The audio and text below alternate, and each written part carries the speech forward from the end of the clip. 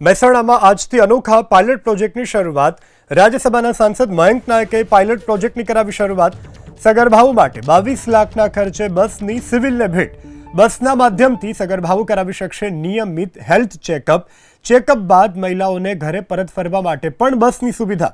મહિલાઓ માટે બસ ભેટ આપનાર દેશમાં પ્રથમ સાંસદ મયંકભાઈ નાયક। તો સગર્ભા મહિલાઓ માટે બસની સિવિલને ભેટ આપવામાં આવી છે। બસના માધ્યમથી સગર્ભાઓ કરાવી શકશે નિયમિત હેલ્થ ચેકઅપ।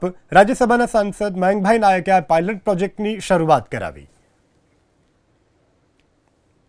માતૃરથના માધ્યમથી ગામડામાં જે બહેનો છે, સગર્ભા બહેનોની માહિતી આંગણવાડી અને જિલ્લાના ટીમ દ્વારા મેળવી એ બધી જ બહેનોને વારાફરતી અહીંયા તપાસ માટે લાવી એમના આરોગ્યની તપાસ થાય, જેથી કરીને દેશની અંદર, રાજ્યની અંદર અને આપણા જિલ્લાની અંદર સ્વસ્થ માતા રહે અને સ્વસ્થ બાળકનો જન્મ આપે એ પ્રકારના કન્સેપ્ટ સાથે આજના માતૃરથનું અમે લોન્ચિંગ